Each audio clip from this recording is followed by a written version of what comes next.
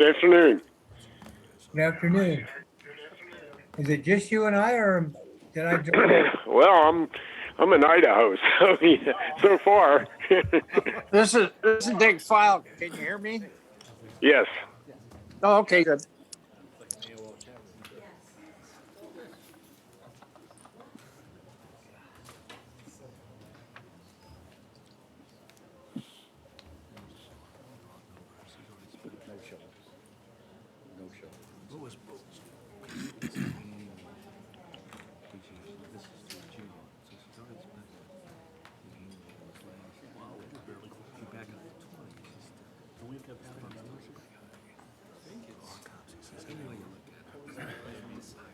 Okay. The regular meeting of the St. Joseph County Council, July 13th, 2021 is now called to order. Please stand for the Pledge of Allegiance and remain standing for the invocation, which will be given by Councilman Mark Taloyan.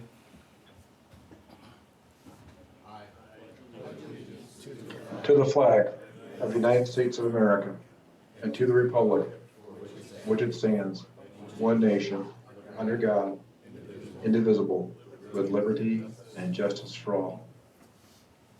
Heavenly Father, thank you for the many benefits we have of living in a free country. I pray that we would use wisdom and discretion for the decisions we have to make tonight. In Jesus' name, amen. Amen. Amen.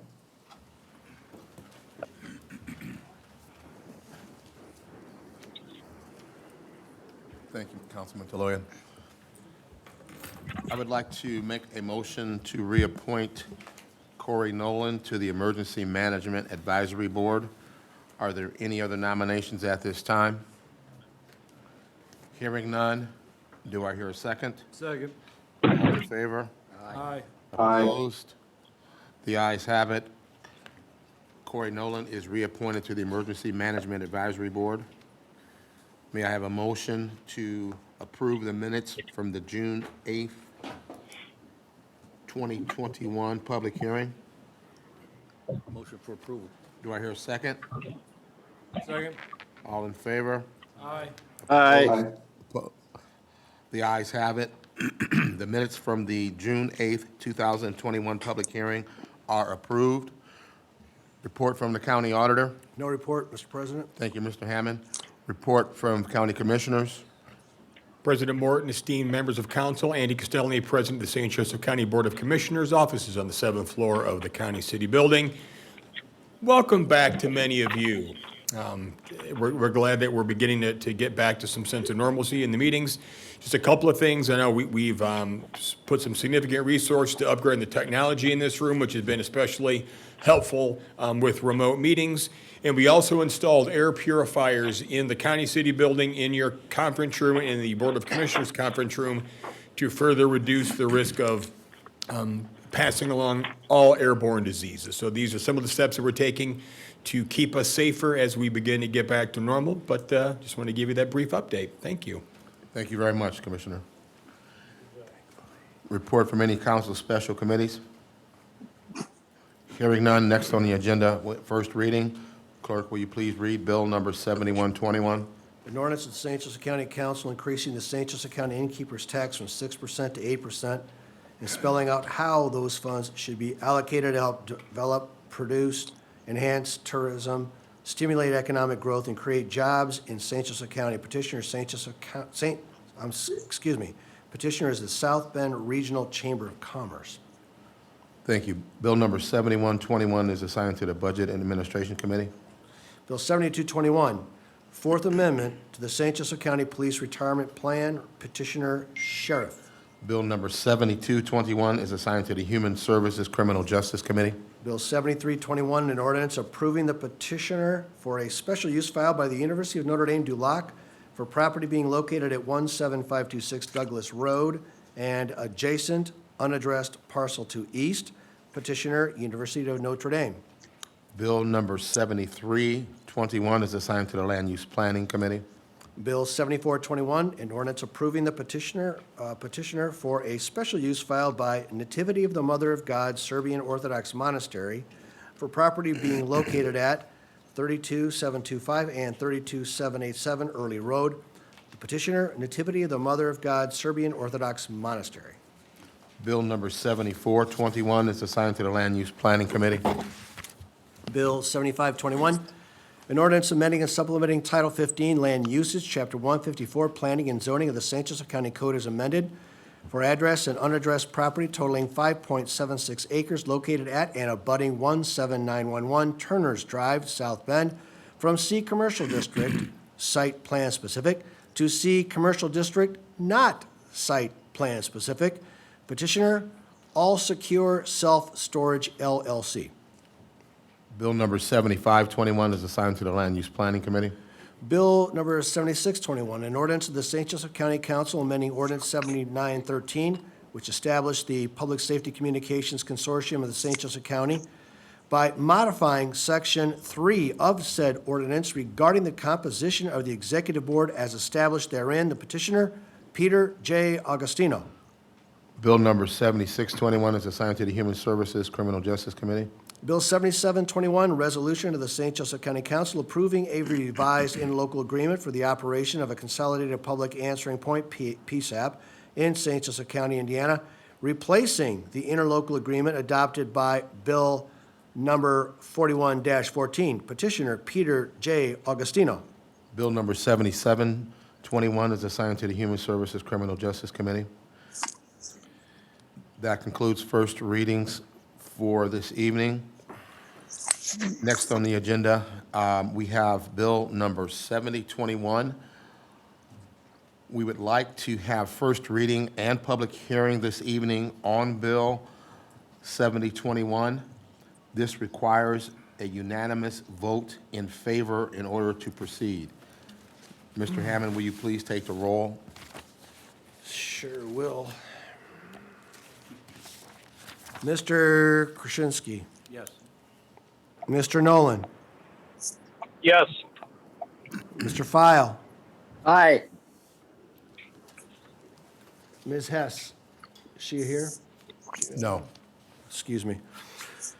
Mr. Toloyan. Yes. Yes. Okay, thank you. Mr. Catanzarite. Yes. Mr. Kennerecki. Yes. And Mr. Root. Yes. And Mr. Morton. Yes. Motion carries 8-0. Thank you. That will allow us to have first reading and vote this evening on Bill 7021. With that said, clerk, will you please read Bill 7021? 7021, an ordinance amending ordinance number 7620, the same being an ordinance establishing salaries and setting forth the number of employees of St. Joseph County, Indiana for the year 2021. Petitioner, PSAP. Petitioner?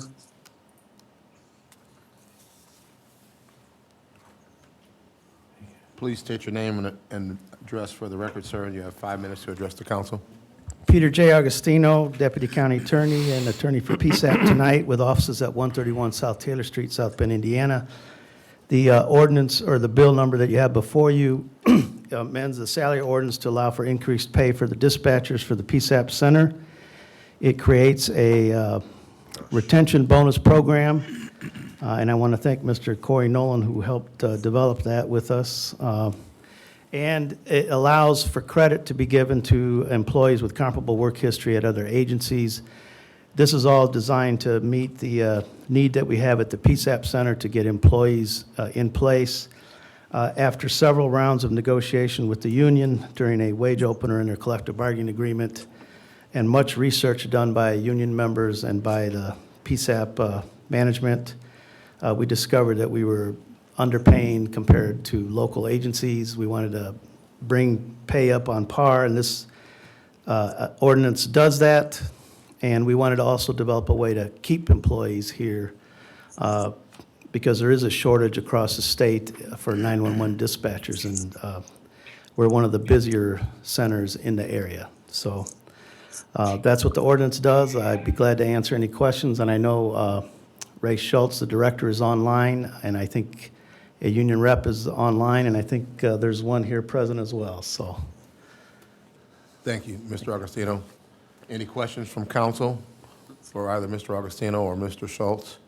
Mr. Moore. Mr. Krasinski? Mr. Augustino, it's my understanding this just a retroactive, this will start as soon if we approve this tonight. It has to be approved by the commissioners, and once approved, it's retroactive to June 1. back to June 1. Yes. And this is for, just for next year, because 23, it opens back up again, 2023?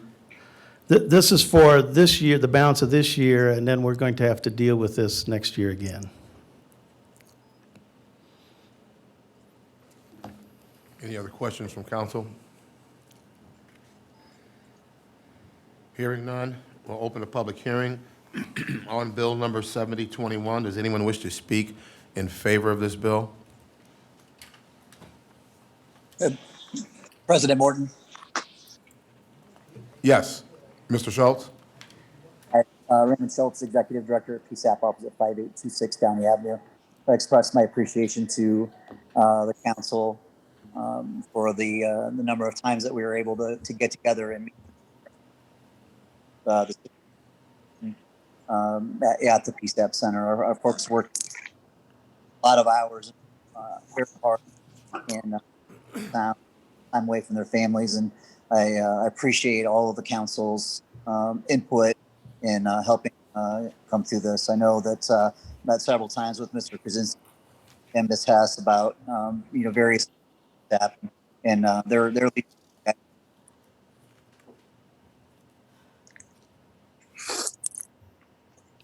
Thank you.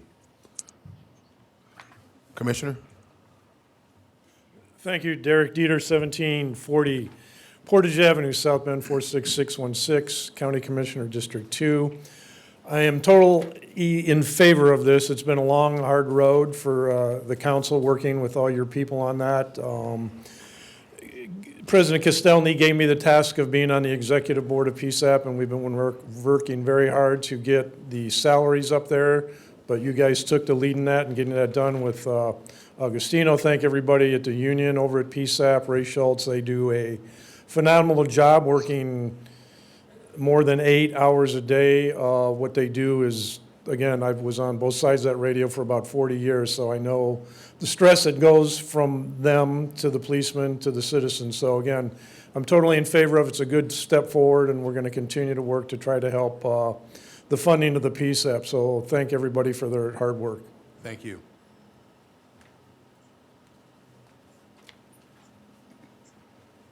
My name's Renee Putman.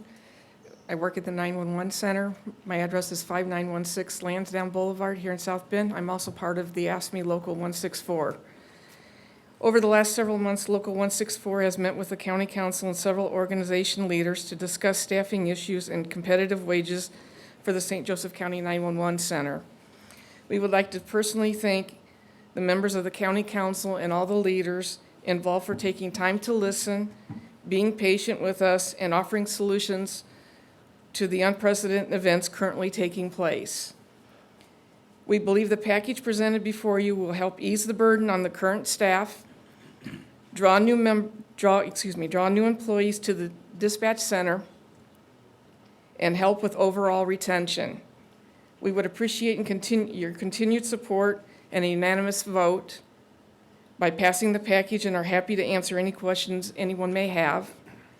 Again, we thank you for your time and your support, and look forward to continuing our relationship with the County Council and leadership in the future. Thank you. Right. Is there anyone else that would like to speak in favor of bill number 7021? Is there anyone who would like to speak in opposition of bill 7021? Hearing none, I'll close the public hearing on the bill. Do I hear a motion? Motion for approval. Do I hear a second? Second. A motion to pass bill number 7021 was made by Councilman Krasinski. It was seconded by Councilman Kanaricki. Any further comments from any council member on 7021? Mr. Kanaricki? I just wanted to say thank you for everything you do, and thanks for being here tonight. Any other comments from any council member on this bill? Hearing none, clerk, will you please take the roll? Mr. Nolan? Yes. Mr. File? Aye. Mr. Toloyan? Yes. Mr. Catanzarite? Yes. Mr. Kanaricki? Yes. Mr. Root? Yes. Mr. Krasinski? Yes. Mr. Morton? Yes. Motion carries 8-0. Thank you. Let the record show that bill number 70-21 was passed by a unanimous vote of 8-0. Next on the agenda, we have salary amendments. Clerk, will you please read bill number 6821? An ordinance amending ordinance 7620, the same being an ordinance establishing salaries and fixing the number of employees of St. Joseph County for the year 2021. Petitioner prosecutor. Councilman Good evening. Krasinski. Committee report, please, sir.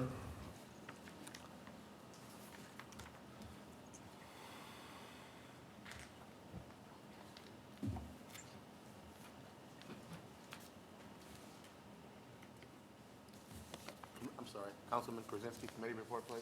This comes to the council with a favorable recommendation. Sorry about that, Mr. President. Thank you very much. Petitioner?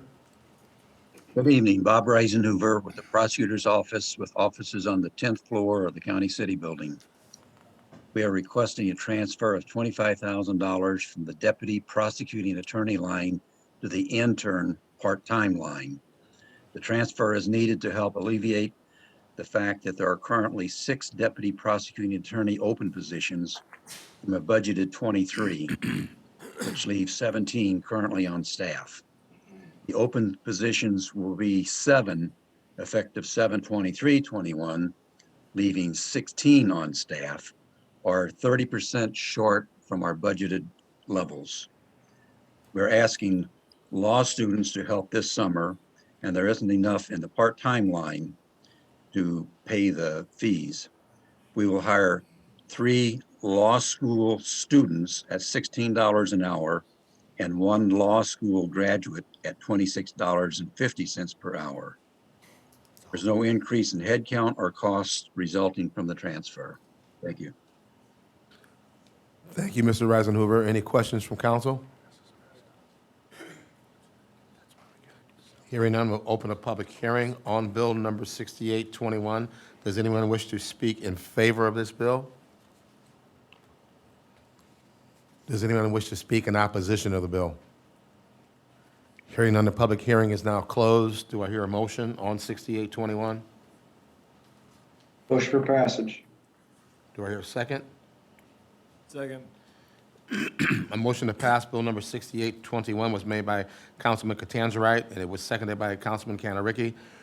Any further comments from any council member on this bill? Hearing none, clerk, will you please take the roll? Mr. File? Aye. Mr. Taloyan? Yes. Mr. Catanzarite? Yes. Mr. Kanaricki? Yes. Mr. Root? Yes. Mr. Krasinski? Yes. Mr. Nolan? Yes. Mr. Morton? Yes. Motion carries 8-0. Thank you. Let the record show that bill number 6821 was passed by a vote of 8-0. Clerk, will you please read the next bill on the agenda, bill number 6921? An ordinance amending ordinance 7620, the same being an ordinance establishing salaries and fixing the number of employees of St. Joseph County for the year 2021. Petitioner auditor. Thank you. This bill, number 6921, comes to the council with a favorable recommendation. Petitioner?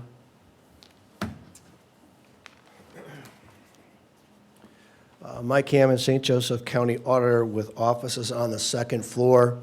This is money that's being spent out of the Emergency Relief Act Fund to help us get money from the Emergency Relief Act Fund to people that are in need of rental assistance or utility assistance. So to that end, we are paying Enfocus about $67,200 for some interns to come and help us facilitate this process. And we're also using John Marsh, who's been a long time worker in our office, to help us with some of the budgeting and whatnot. It's been pretty successful so far. We've never done this. We cobbled it together. Corey Shipka's done an outstanding job. John's done a wonderful job tracking everything. But we were accorded $8.1 million to get out to people who were in need. And so far, we have spent $3.3 million. So that's just with ERA 1.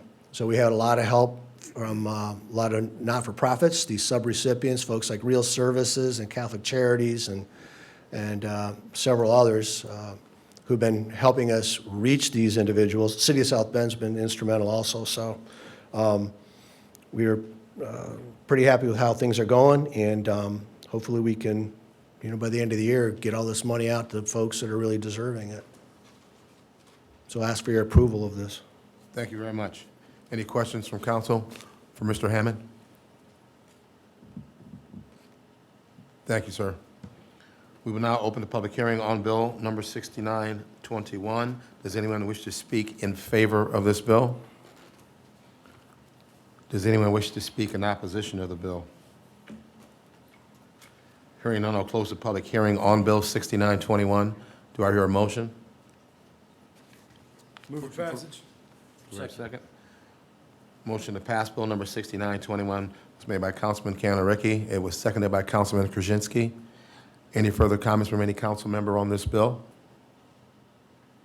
Hearing none, clerk, will you please take the roll?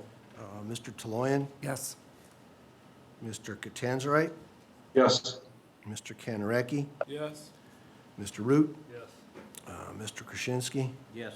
Mr. Nolan? Yes. Mr. File? Aye. Mr. Morton? Yes. Carries 8-0. Let the record show that Bill number 6921 was passed by a vote of 8-0. Clerk, will you please read the next bill, Bill number 6721?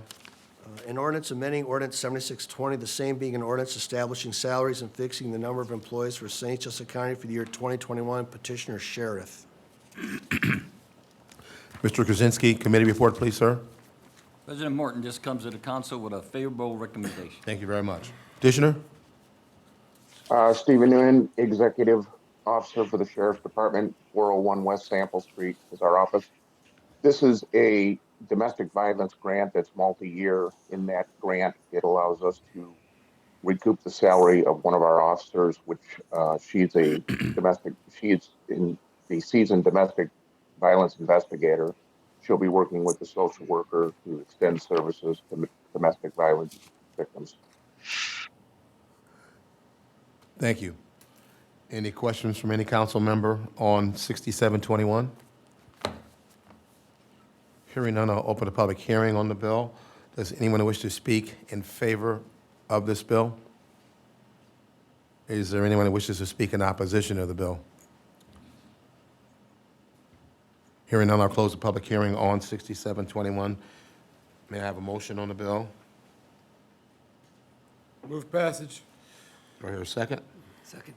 A motion to pass Bill number 6721 was made by Councilman Kanaricki. It was seconded by Councilman Taloyan. Any further comments from any council member on this bill?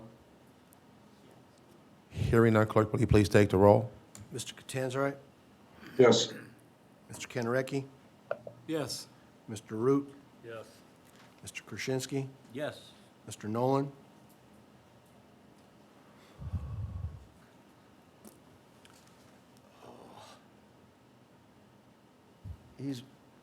Mr. Nolan? He's not muted, right? No. Shoot. Let me come back. Mr. File? Aye. Mr. Taloyan? Yes. Mr. Morton? Yes. Mr. Nolan, one more time. Hitting a dead spot or something. Oh, motion carries 7-0. Thank you. Let the record show that Bill number 6721 was passed by a vote of 7-0.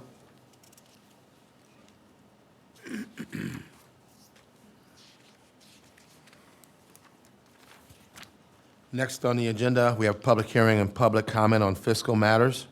All financial issues were heard and discussed at our June 22nd, 2021 committee meeting. Is there anyone who wishes to speak in favor of any financial issue on tonight's agenda? Is there anyone that wishes to speak in opposition of any financial issue on tonight's agenda? Hearing none, public comment is now closed. Clerk, will you please read Bill number 6621? An ordinance appropriating and transferring monies for the purpose herein specified for the several departments herein listed of St. Joseph County government. May I have a motion on Bill number 6621? Move for passage. Second. A motion to pass Bill number 6621 was made by Councilman Catanzarite. It was seconded by Councilman Krasinski. Any further comments from any council member on this bill? Hearing none, clerk, will you please take the roll? Mr. Kennerecki? Yes. Mr. Root? Yes. Mr. Krasinski? Yes. Mr. Nolan? Yes. Mr. File? Aye. Mr. Taloyan? Yes. Mr. Tanzarite? Yes. Mr. Morton? Yes. Motion carries 8-0. Thank you. Let the record show that Bill number 6621 was passed by a vote of 8-0.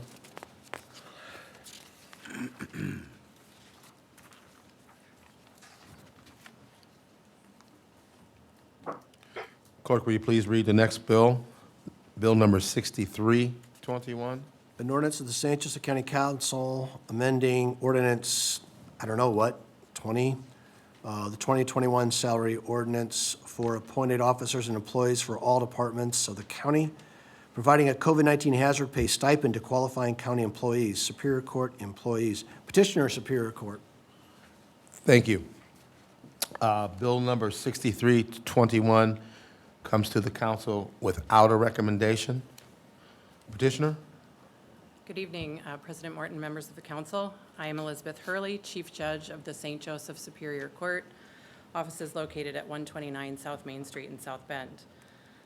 We're here before the council today with a request for hazard pay for the Superior Court staff.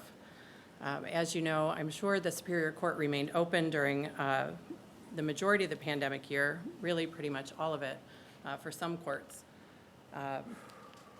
And we really experienced an increase in in-person matters in the court starting in January of 2021. From January through March, we had a total of 12,556 hearings held across our 4 county buildings, courthouses 1, 2, and 3 here in South Bend and the Mishawaka Courthouse. Some of those hearings were remote, but many were in person, especially in courthouses 3, 2, and 3. And some in Mishawaka, but also in Courthouse 1. We have definitely had in-person hearings there as well. We continued to limit the amounts, but had to remain vigilant with regard to time-sensitive matters, criminal hearings, things of that nature, which required the appearance of court staff and litigants to the case.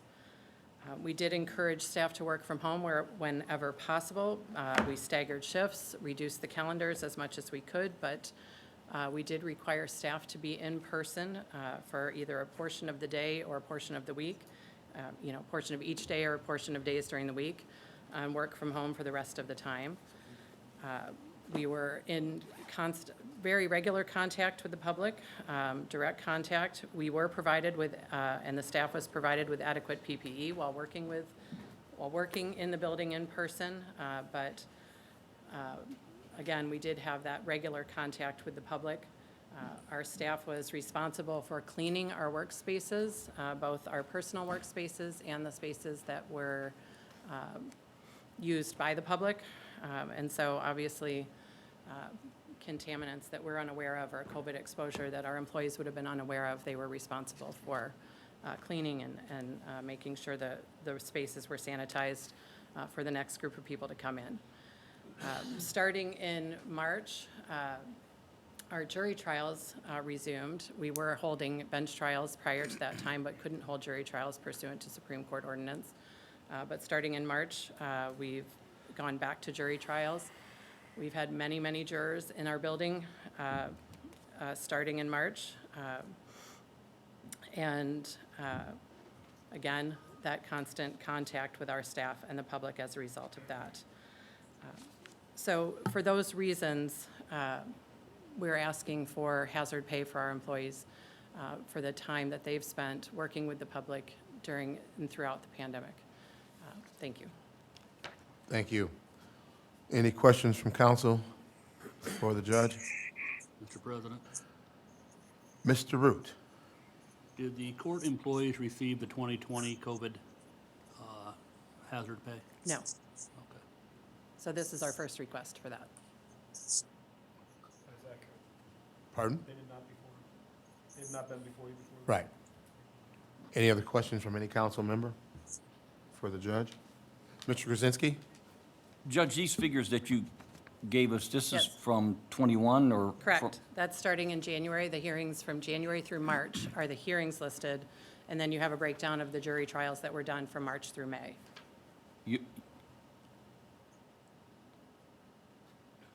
I'm sorry, but we probably should have asked what happened, let's say, from April to January of last year. In terms of what was going on in the courthouses, well, when the pandemic first, back in March of 2020, there was in the courthouses, for the most part, a shutdown.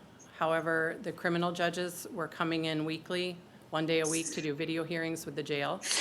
And our staff were there in person even during the, really at the start of the pandemic, in the thick of the pandemic. I would say some courts continued to handle things more through remote hearings, but as we moved through the pandemic, we really started to handle more in-person hearings. Traffic and misdemeanor court had to continue operations throughout because people were still getting arrested and needed to be arraigned. The magistrates handled those. So they were there in person with staff. And so, again, we tried, we had sort of a combination of remote hearings and in-person hearings when necessary. Tried to keep them remote at the worst times during the pandemic. As things started to ease up, we started to bring people back in more, especially in the criminal courts and the traffic and misdemeanor court. And then started jury trials again in I would say in the fall, August, September, October range in the criminal court. And, again, always following, though, the Supreme Court's orders when there were shutdowns with regard to jury trials. So we had periods where we were able to do them during the pandemic, periods that we weren't. In December, most recently, December of 2020, we were ordered not to do jury trials again and that's when they started back up in March. So we were in and out in the building, again, trying to follow all the safety protocols that we could, but were times that that the staff was having contact with the public as necessary. Thank you. Any other questions from council for the judge?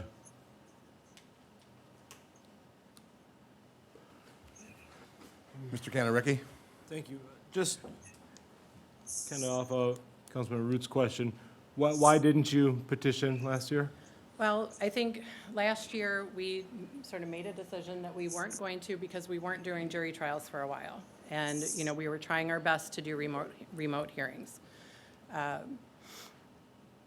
But again, some courts were back, had to be in the building regardless on a regular basis. It was just a decision that we made. But then when things started to go back really more in full force, it became apparent that our employees were in that direct contact with public on a very regular basis then. Still, when we were under a lot of the, statewide mandates, our employees were still subject to that contact with the public. Apologies for my ignorance on this, but you mentioned Supreme Court ordinance. Is that like the state court? Correct, the Indiana Supreme Court, right, Okay. issued orders regularly about, stopping jury trials, things like that. So in some ways, whether or not you were having trials or hearings really wasn't even in your hands at that point. Correct. Well, whether or not we were having jury trials wasn't in our hands. There were recommendations given about how we should, if we could do remote hearings, do that to the best of our ability. Certain things we had to do in person. And again, like I said, our court and court staff in the felony court would come in even, back in March, April, May, to hold those video hearings with the jail. I mean, we have people in custody. We have to handle those hearings. The only way to do those hearings are to be in the building doing those hearings from our courtroom over the video with the jail. We increased our use of that tremendously during the pandemic, so we weren't transporting inmates to and from the jail to try to, stave off any of those concerns. But we were still there in the building the whole time. There were prohibitions on jury trials where we were told we couldn't do them. But again, those sort of lifted were enacted and then lifted, then enacted and lifted as the pandemic went on. Well, thank you for that. And then just less relevant specifically to hazard pay, but does the court plan to keep doing some of the video stuff that you guys have started throughout? Is that? Absolutely. We've realized what a tremendous benefit that's been, both, I think, to the court and to the jail in terms of security, in terms of cost. You know, prior to the pandemic, we had 2 judges doing video hearings, myself and Judge Sanford. Now all 4 of the felony judges are doing those hearings. We each take a day during the week. And you know, there are days on my video day where I'm communicating with the jail courtroom and I see, you know, 25 inmates sitting over in the jail that otherwise would have been transported to the courthouse. And so from a pure safety aspect, it's, I think, a huge benefit to continue to do those. From a cost aspect, manpower, all of that. I think it's really been, we've learned a lot of good lessons during the pandemic, truthfully, about how we can do things better. You know, and do things more efficiently. But that is one now that all 4 judges have embraced fully and will continue to do. Well, that's great. Thank you. Thank you. Any other questions from council for the judge? Hearing none, we'll open a public hearing on bill number 6321. Does anyone wish to speak in favor of this bill? Does anyone wish to speak in opposition of the bill? Hearing none, I'll close the public hearing on bill number 6321. Do I hear a motion? Mr. Ward, Mr. Krasinski? I have a question for Mr. Hammond. Mike, is there money available? Yeah. Yeah. It's not gonna be COVID money, but it's in the, so, do you have the total on that? Yeah, that original 850,000 that you've allocated, if you look at it over a 2-year period, we have about 209,000 left, even after the Superior Court, if that's approved, we'd still have to be under by about 209,000. That's that LEAF money that you, So, half the LEAF money, remember? I thought that was used up on the new 3-year contract on the LEAF program. no, that was the other half of it. Other half? We got a lot of halves here over the last 3 or 4 Got years. 5 halves. But, John, they didn't need to know how much money we had. I should have sent you a text on that, you know? Transparency, about- man. Full Well, I transparency. just wanted you to know that we're under what we Yeah. set out to do. This is Councilman File, and I think that the part of what's going on here is what I understood to be the policy of the council in 2021. When I supported the actions that we're taking for a considerable amount of hazard pay. And to me, the thought was that was a 2021 activity and that those who voted for it in 2021 were not going to be asked for it in 2022. Also, we are more than halfway through 2022. We've got every department in the community that would say that they would like to have some additional amount, or they have some reason to come back to us. And so I think that it isn't a case of singling out one person or another, but it's a case of following a policy that this was a 2021 event and that it would not be continued into 2022. And that was the basis on which I voted for what we did in 2022. Then it was brought to our attention shortly after the first of the year that the poll workers had a very special situation, and that I understood that was the last time we were going to be asked for a special situation. So I voted for the poll workers getting some money too out of this fund. I think that based on our policies, it's time to say that hazard pay is a 2021 event, that we have thousands of people out of work and not able to pay their bills, and that we should not continue to have hazard pay well into 2022 relative to 2021 events.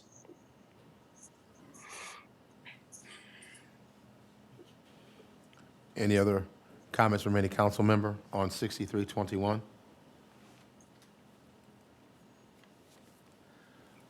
Hearing none, may I have a motion on the bill? Move for approval. Second.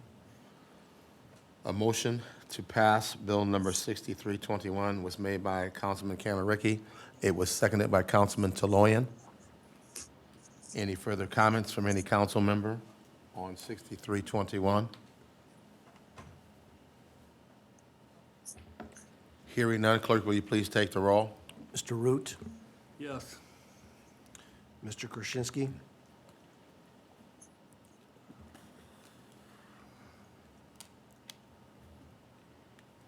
Yes. Mr. Nolan, No.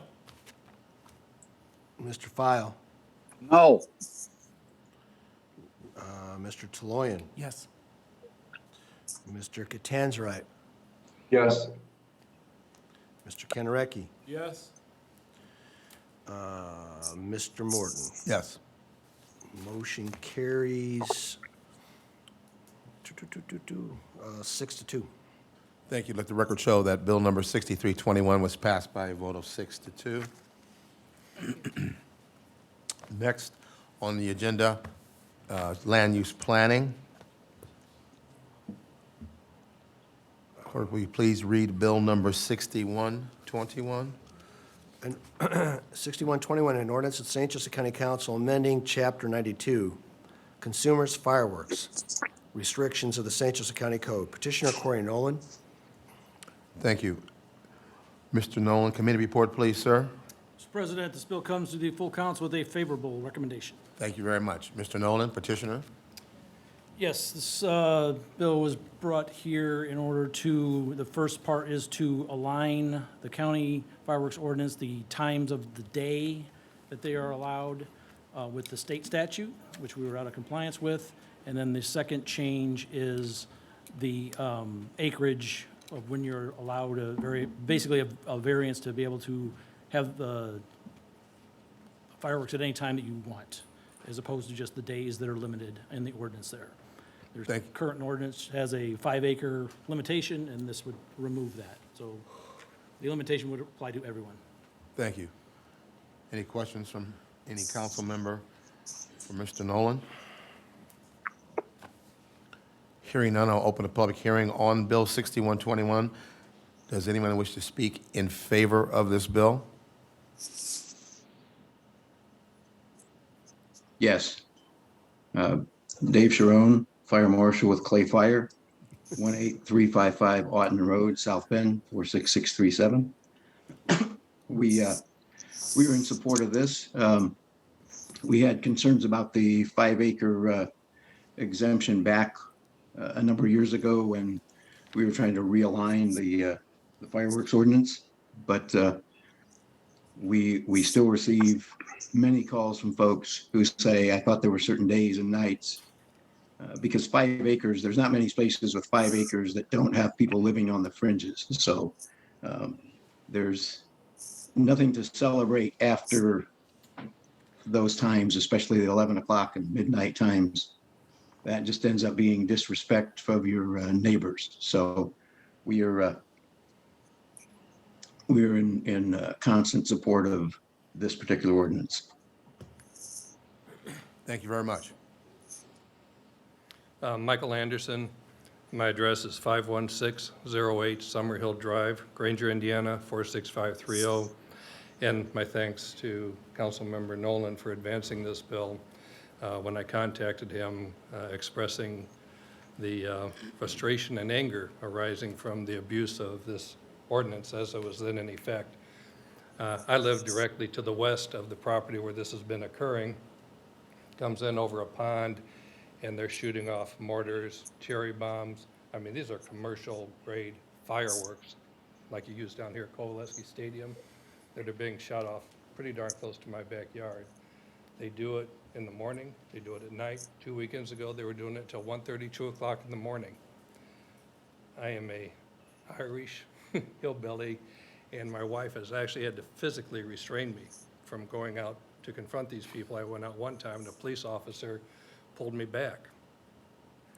There is, as the fire marshal said, a complete lack of civility, a complete lack of any courtesy to the neighbors. They're surrounded by Farmington Square, Woodland Hills, Shamrock Hills, Summer Hill, various residents independent of any subdivision, and it's just been atrocious. My dogs go crazy. You don't know if they're going to do it on a Saturday morning at 10. You don't know if they're going to do it on a Sunday night at 2 o'clock in the morning. You don't know when it's going to happen, but it's going to happen several times a week with no regard for the neighbors or neighborhood. So, as I pointed out to Councilmember Nolan, it's also in violation of Indiana law because you cannot have a local ordinance that is less restrictive than the state ordinance.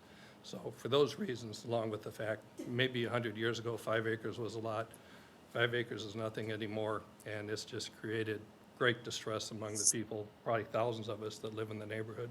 So I would petition you to pass the, or revise the ordinance and revoke it and help give us a little peace in the neighborhood. I just saw we're in Austin, Texas.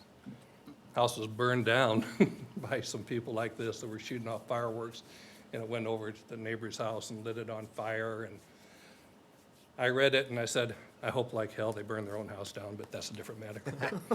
So, thank you very much, members. Mike, Mike? President Moore, Oh, Mr. Krasinski? Mike, put your attorney hat on now. You know, I had to take it off so I could say my final comment. But, you know, I appreciate you bringing this to our attention and Mr. Nolan bringing this forward, but is this one of these things, though, that, yes, you know where it's coming from, and is it one of these things that you have to catch these people in the act doing? Pretty much, pretty much. So- I've called, the St. Joseph County Sheriff's Department has been wonderful. When I call, they will send out an officer if there's one available. But several times they've come out, and I don't know how they hear or don't hear. Maybe they just do it for a half hour, then they stop. But there's only been, I think, 2 or 3 times they've actually been able to talk to these people, at which time they raise the ordinance and say, doesn't matter, I've got this free-for-all here. Hopefully now it will get to a point where when neighbors call, the police can get there sooner. I personally go there with a flashlight. I'll start videotaping and flashlighting, and if they do it again, I want them fined every time they do it. It's just the most inconsiderate, horrible thing I've had to endure. My wife and I thought about leaving. I said, I'll sell this house, we'll get out of St. Joe County, and I'll go to Florida, you know, because it's that much of a distraction, that much of an eruption, and my dogs will go crazy for, 2, 3, 4 hours when they do this. Of course, then you get the thing, because the dogs go crazy, I go crazy, my wife's mad at me for getting mad at the dogs. So, it's it just never ends. We have the same problem in Leidig, so, as you do. You know, the town too tough to die, you know? Yeah, you got a tough ride there. So, Thank you. thank you.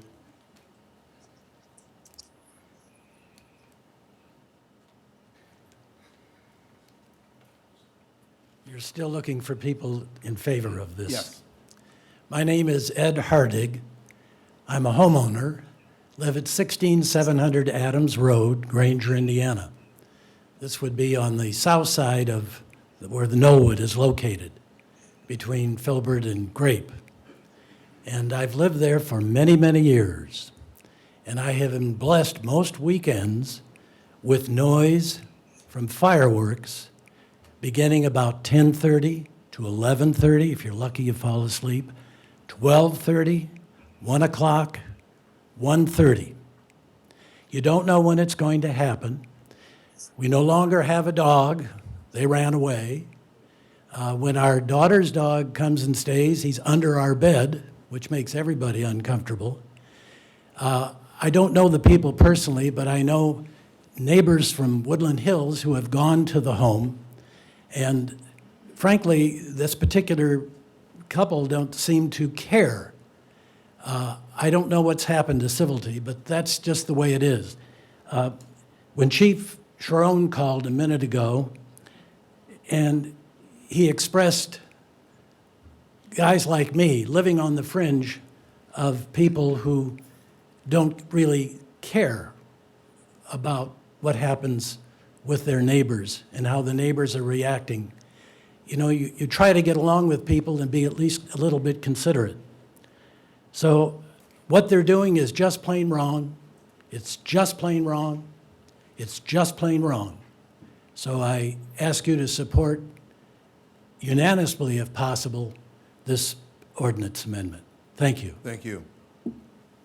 Is there anyone else that wishes to speak in favor of Bill 6121? Is there anyone who wishes to speak in opposition of Bill 6121? Hearing none, I'll close the public hearing on 6121. Do I hear a motion? Motion for approval. Do I hear a second? Second. Motion to pass Bill number 6121 was made by Councilman Krasinski. It was seconded by Councilman Nolan. Any further comments from any council member on this bill? Hearing none, clerk, will you please take the roll? Mr. Krasinski, Yes. Mr. Nolan, Yes. Mr. File, Aye. Mr. Tloyan, Yes. Mr. Katanzarite, Yes. Mr. Kennerecki, Yes. Mr. Root, Yes. Mr. Morton. Yes. Motion carries 8-0. Thank you. Let the record show that Bill number 6121 was passed by a vote of 8-0. Bill number 6421 has been tabled at the request of the petitioner. Clerk, will you please read the next bill? Bill number 6521.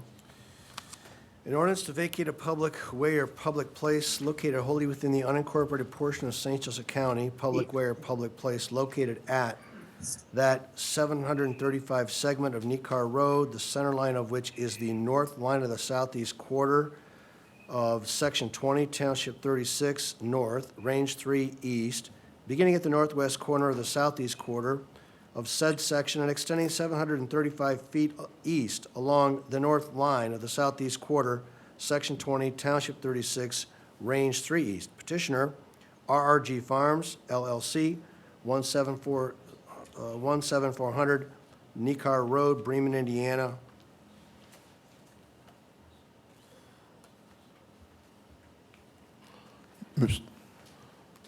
Mr. Nolan, committee report, please, sir. Mr. President, following spending about a little over 2 hours on the Indiana Toll Road parking lot this afternoon, I did not get home and get my information, but I believe this came with a favorable recommendation. Mr. Krasinski verifies that. It did. Thank you, sir. Sorry about your luck on the toll road. You don't sound very sorry. All right. Hi, Abby Wiles, the Area Plan Commission Director, Department of Infrastructure, Planning and Growth, with offices on the 7th and 11th floor of this building. This is a proposed street vacation of approximately 735 feet immediately north of 17400 Necar. Jennifer, thank you. Keep going for me, please. This is a zoning map showing it's all agricultural, and it's zoomed out a little bit, and how Necar doesn't extend west to Miami. And an even greater zoomed out view. I think we'll go back to this during the public hearing portion. I just put it on to be helpful. But looking at the state code criteria for approval of a public way, a remonstrator can object based on any one of these 4 criteria, that the vacation would hinder the growth and orderly development of the unit or neighborhood in which it's located. So planning had reviewed this, engineering and surveying review all of our vacations, and there's no issue, there's no plans from for the county to extend Necar west or improve it beyond what it is currently. I'm going to skip number 2 and come back to it in a second. Number 3, the vacation would not hinder the public's access to church, school, or other public building or place. It doesn't provide access to a church, school, or public building. 4, the vacation would not hinder the use of a public way by the neighborhood in which it's located. And then 2, going back, the vacation would make access to the lands of the aggrieved person by means of public way difficult or inconvenient. When staff prepared the request for you for first reading at the committee, it was our understanding that the property was not being accessed by anyone but the petitioner. However, after sending out the certified notices that are sent prior to it coming to public hearing, an aggrieved person has come forward, and it's my understanding he will come this evening and remonstrate against the request. So that is my portion. Jennifer, would you just cut back to the slide prior? Okay, great. I think this would be helpful to have up during the public hearing. Thank you.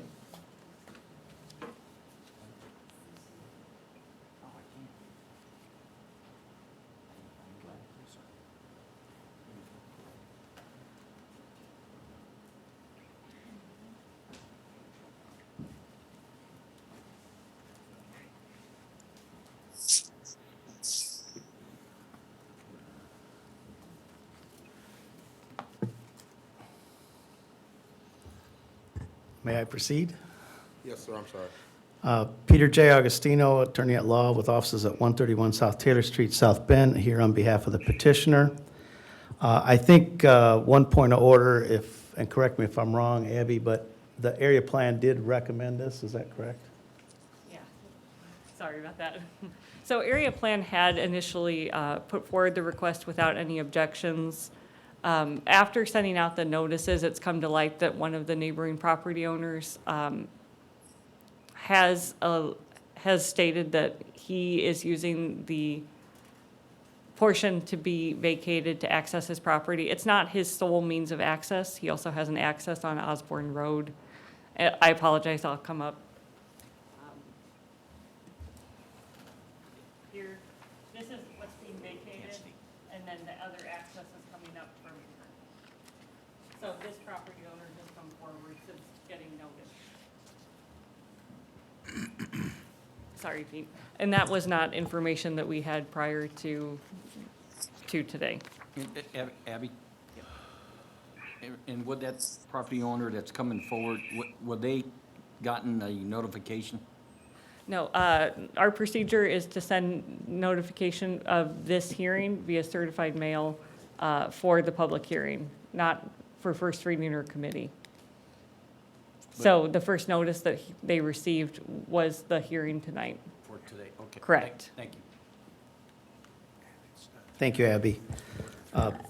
So I'd like to start first with this point about access, because in the petition that we submitted to the Area Plan Commission in connection with this, in section 2D, we did point out that Nicar Road provides a second backway onto the property located at 17621 Osborne Road, which is the property that's just to the west of the area that we want vacated. And I want you to be aware of that, because we're not trying to hide anything in this process. That backway, which is 735 feet, which goes along and in front of a house that it's occupied by Richard James, who's one of the members of the RRG, the limited liability company, which is the petitioner. That's made up of Richard James, Roy James, and Glenn James, three brothers. And this was formed, as I indicated in committee hearing, as a promise to a dying mother to preserve a house where I would say, somewhat disabled 67-year-old son could live. And so that's what's happening. And we sought a petition to vacate this area of Nicar Road, because right now when you punch for directions in any kind of mapping program, it carries you across Nicar Road right in front of this house. Amazon trucks and other delivery trucks get lost and stuck. This area of the road is not maintained by the county. The maintenance on this road stops before the house that's located on Nicar Road. So and there is, as we pointed out in our petition and as Abby confirmed, there is plenty of access to this property to the west. That's over 1,000 feet of access on Osborne Road. And in fact, I think it's at least 1,500 feet of access on Osborne Road, because that property to the west of that section of Nicar has that frontage on there. There's already a drive constructed and available for use on Osborne Road. So this vacation does not prevent anyone, including Clyde James, who I think is going to be the remonstrator. He's he's the fourth brother. It's not going to prevent him from getting to his property. And that's significant. The other factors are not in dispute. So really, the question here that this council is going to deal with is a single person aggrieved, and does he even fit into that definition when he actually has access, 1,500 feet of access on Osborne Road? And I submit that he would not be aggrieved by doing that. I would further indicate to you that this is somewhat of a benefit to the county, because the county does not maintain this section of Nicar Road. If you're not going to vacate it, then I think that we need to look into the responsibility of plowing it, maintaining it, and so forth. It doesn't need to be because it should be vacated. The other point I want to make is that the family, the other three brothers, I think are willing to sit down and talk with their brother about allowing him to use this property once it's vacated if he needs to. That's a private family discussion, I think, that should not occur in these chambers. And I think whatever issues that the remonstrator may have, I have made that offer to him. My understanding, he's not willing to engage in those discussions. And that's disappointing, but that's the status of the situation here. This petition satisfies the requirements for a vacation because it doesn't interfere with any other public development in the area, doesn't deny access to any church, school, or other public facility, and really does not aggrieve anyone in allowing the vacation.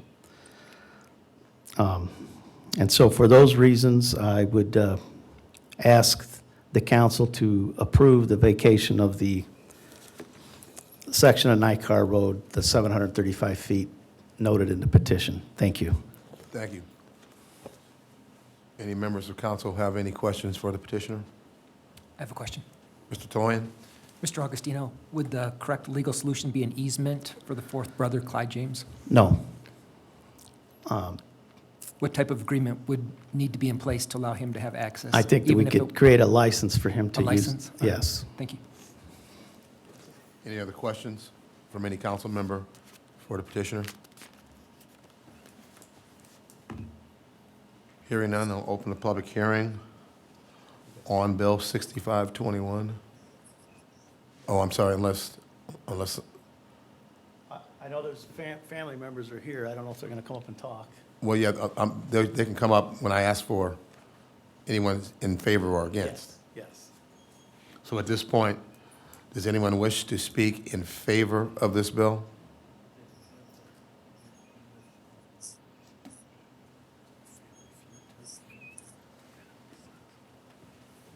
Yeah, I'm Dick James. I live at 17400 Nycar Road, right at the end of it. And it has always been a problem. Cars flying by 70 mile an hour any hour of the day and night.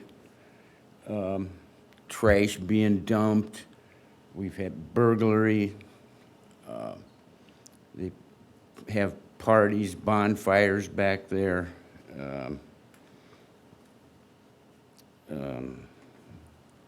But the most important thing is we have a brother that is of special needs. He knows no enemies or danger, friend to anybody. And I'm just worried about somebody Stopping and taking advantage of it. yeah, taking advantage of him or But we've getting had, hurt. we've had a lot of problems with people driving back there all hours of the night. And we've had the back windows of our garage caved in, broken several times now. And there's been tools stolen and everything because they can come in on the Backside of it. of Osborne Road, where my other brother has a significant frontage on there.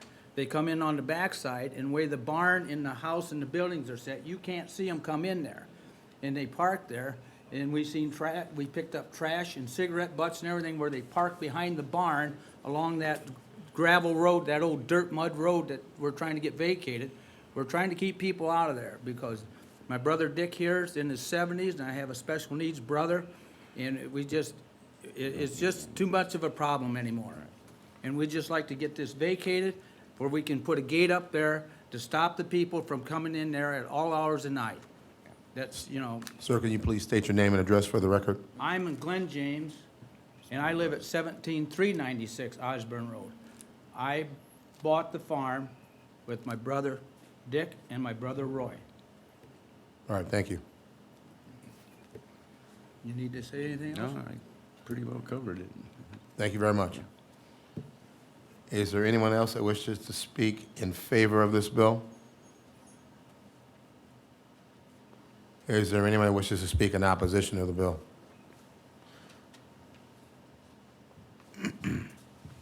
Please state your name and address for the record, sir. You have 3 minutes to Yes. address the council. I'm Clyde James. I live at 64299 State Road 331, South Bend, Indiana. Y'all, did they pass the literature around to everyone here? Yep. Okay, we'll start at the top and go to the bottom, and I'll read this quick, we'll go through it. In regards to the petitioner's request to vacate the section of Nycar Road, I milked cows with my parents for over 50 years at the farm that sits by the section that's in question. The section has always been maintained by my father and I until his passing when I took over. Together we have spent over $5,000 in slag and base and limestone so we could haul our grain, livestock, hay, and straw between my wife and our 2 farms and my parents' farm. We have never asked the county for any money to do this ever. We have my wife and I own 150 acres that connects to the proposed vacated road for over 30 years. We pay taxes on that road. The section is vital to our farming operation. We have trail cams all over our 150 acres to see what's going on and have not seen any problems with trespassers. Maybe twice in my lifetime. Once the state police was called out, 4 people got drunk and stuck back there. The other time, I don't even remember. I would like to explain the pictures you have. Picture 1 of the proposed vacated section, my 2 farms, the current route I take with my equipment, be the black one. Hay and straw is en route, and then the route I would take if the section road is vacated, which would take me down State Road 331. That's the red line. The black line's what I take now. I have a driveway behind my farm. I never have to get onto 331, the state highway. I move 4,000 to 6,000 bales of hay and straw and several thousand bushel of grain a year down Nycar Road to the lane behind State Road 331 on my farm for storage. If we have to travel down State Road 331, then stop traffic, including semis, to turn into my driveway, there's a high possibility there will be accidents and possible loss of life due to the high speed that the traffic has on that highway. You can see on picture 2, it is just common sense to leave things the way they are and everyone benefits. There will be no accidents or lawsuits just because someone wants to close a road that has been open since 1887. Picture 2 is what we usually haul down the road, 2 wagons at a time, of straw wagons. You can get a better look at their size. About 15 miles an hour is the maximum speed you can go down the road with them where they start weaving. Picture 3 and 4. These are pictures of an accident that happened on my property when a truck was pulling into my driveway and a blue car was texting someone and did not see them and swerved and hit the wagon where I sell hay, straw, and eggs. Luckily, no one was injured at that time. And they expect me to come from the south to stop north traffic to turn into my driveway, when I have a back route already behind the farm. It's been there for 30 years that goes back to that 150 acres of my wife's and I. Picture 4 shows you what happened there. Nobody was hurt, fortunately. Picture 5. This picture is a survey marker. That is the end of Nycar Road. You can see where the line is, where my property comes up to that. They're already farming in the center of Nycar Road. As you look at that, right there, they're farming into the center. And I've not touched any of their crops or property ever. These pictures will show you how well maintained I keep that road. Look at that with the slag, limestone, has been hauled over the last 30 years, my father and I, because we used to haul manure from that dairy farm back onto my 150 acres. Number 6, well, 6 and 7 shows you how well maintained I've taken care of that road all these years and not ever asked the county for a cent. And we do plow that road in the wintertime to get back there because my boy has a concrete business, which we store lumber back there, and a honeybee business, which we have a honeybee shed. It isn't just used, it's used for a lot of purposes on my farm. And number 8 shows a no outlet sign. That is just past Hickory Road facing west. These 3 pictures show signs warning trespassers not to go back there. 8, 9, and 10. And number 11 is the picture of Nightcar Road that was Hawthorne Road, which was an old buggy road that used to go over to Nightcar to go over to Sir, Osborne. can you wrap it up? I've given you a lot more than your allotted time. But the point of the matter is there's no fires, there's no garbage dump back there. I go back there at least twice a day, gentlemen, there, between the honeybees, the concrete business, and my farming. So it would be a big injustice to me, and we'd have lawsuits, accidents if I had to go down 331, and this does not bother anybody. Thank you. Any questions? Thank you. The petitioner now has a chance to address some of the comments made in opposition.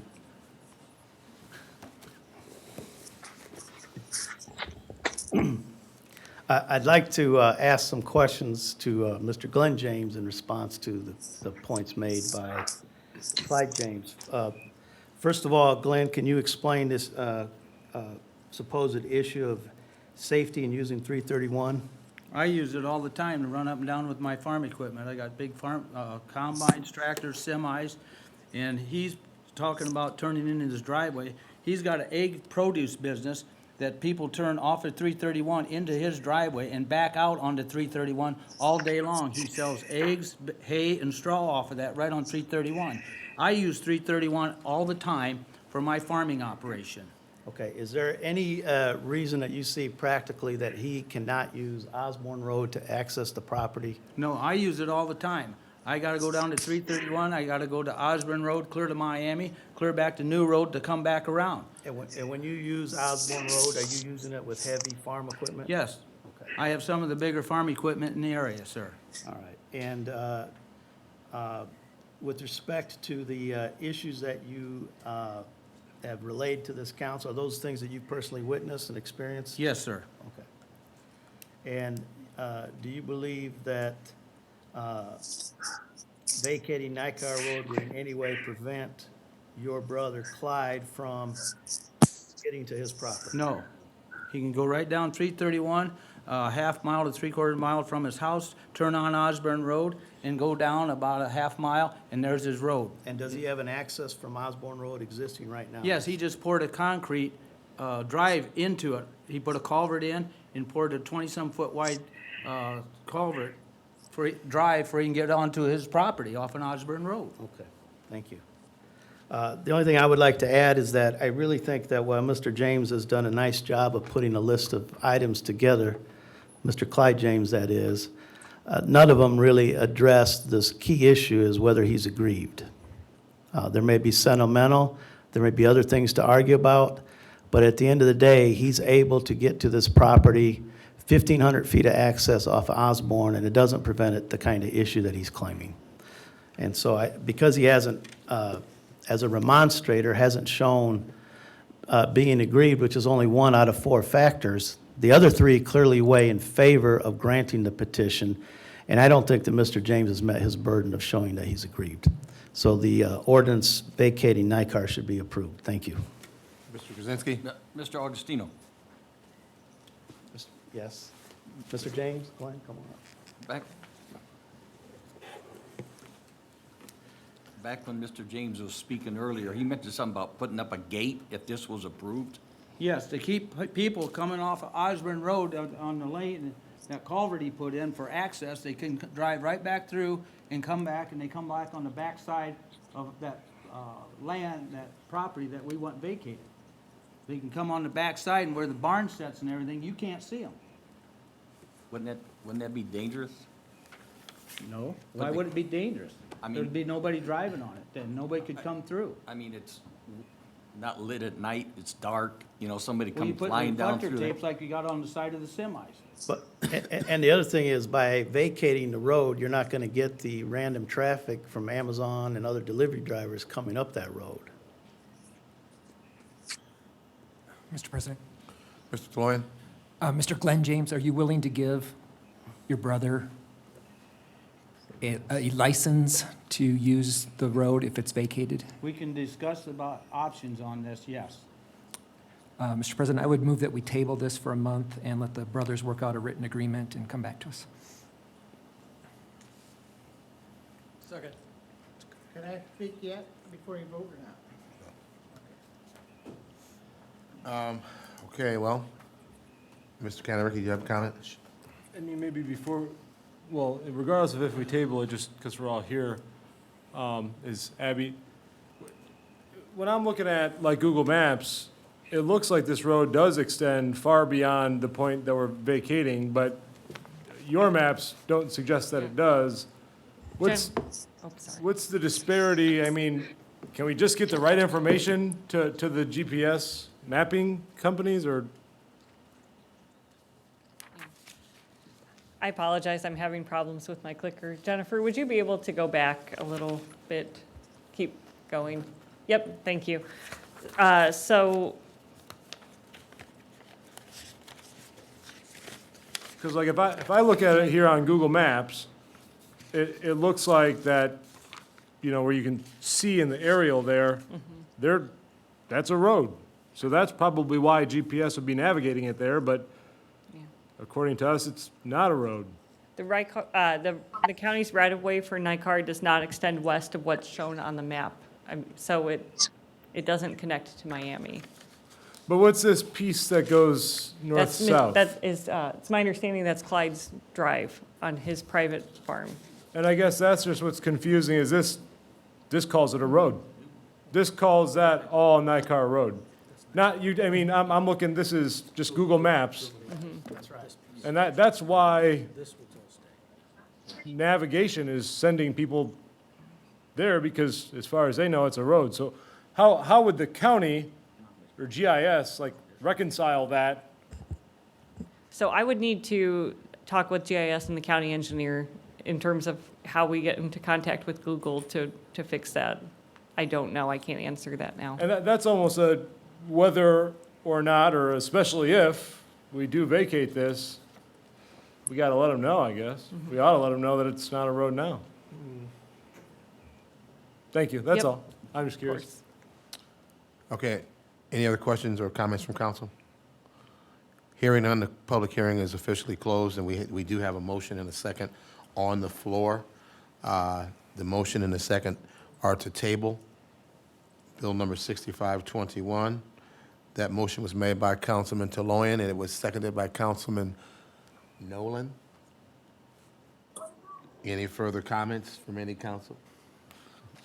Any council member on 6521? Came in off the toll road. Who just came in off the toll road? Perfect timing.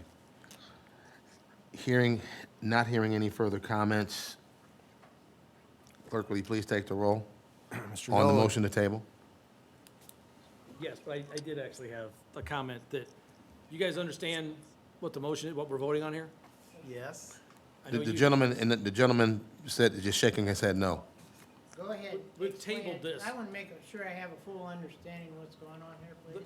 It hasn't passed yet, but the motion is to table this for a month, to let the two of you try to work out how you both can use this and if it gets vacated. That's the motion on the floor, to table it. Then what happens, they haven't talked to me in 3 years, so what's going to happen after that when we don't say anything or do anything? What then? Well, the hope is that you guys can come to some type of viable understanding. If that doesn't happen, then we will have to proceed accordingly. Okay, we're willing to talk, We'll and I be, think I we'll made be that right clear. back here in a month from now. Yes. The same situation we're right now, if no agreements. Exactly.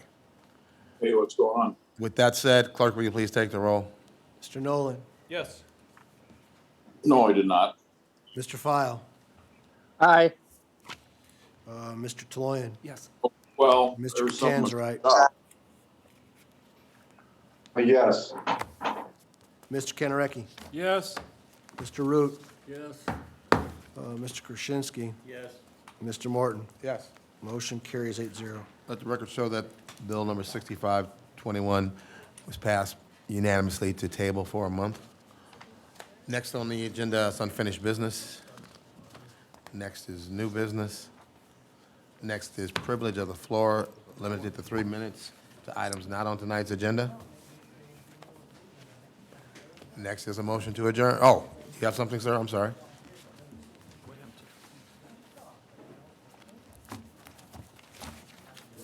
I'm sorry, I wasn't paying attention. Dan Caruso, 305 Compton Street, New Carlisle.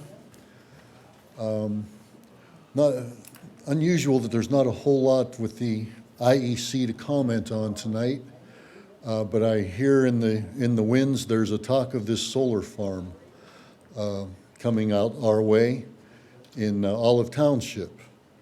Other than the improper way it was handled with our town council in New Carlisle, with them being told in an executive session, I'm told, that they have no control over this because it's in Olive Township. It's not in New Carlisle. The behavior by county officials towards the residents, the elected officials in New Carlisle, in Olive Township, remains unchanged. I was hopeful that things were changing. Things are not changing. They're bringing in something, and it appropriately named Project Honeysuckle. I'm sure you guys all, pretty much all know, honeysuckle is an invasive species. How appropriate. If it was just a solar farm, that would be wonderful. I am so for solar, as opposed to what was planned to bring in there, or what was hoped to bring in there. But if you're going to have to create another TIF district, which Mr. I'm sorry, which he spoke of earlier today, it's to put a tax burden on a further tax burden after he indicated that it'd be nice if we could get out of these TIFs, but you've made some commitments that you are now bound to. Why do we want to get into another TIF? If Project Honeysuckle, if the res, whatever that means, believes in their product, become a 5013C and donate the profits to yourself. Be a nonprofit. Why put a burden on the taxpayers in St. Joseph County to hedge your bet? You're looking to cover your bet. They say they put up $164 million. But I just will close by saying honeysuckle, being an invasive species, leaves many times poison in the grounds, which makes it unable to use further. It shades good growing trees, good growing shrubs. And I say Project Honeysuckle will do that to this area. Please, when this issue comes up, and I know it's coming up, oppose this. These people can put up their own, they've put up their own money, let them continue to put up their money. If they believe in what they have, the product, then great. If you don't believe in that product, go sell ice cream on the corner. But take your solar farm somewhere else if you want us to cover your bet. Thank you. Thank you. Is there anyone else who would like to take advantage of privilege of the floor to speak on anything not on tonight's agenda? Hearing none, may I have a motion to adjourn? So moved. Do I hear a second? All in favor? Aye. Opposed? The ayes have it.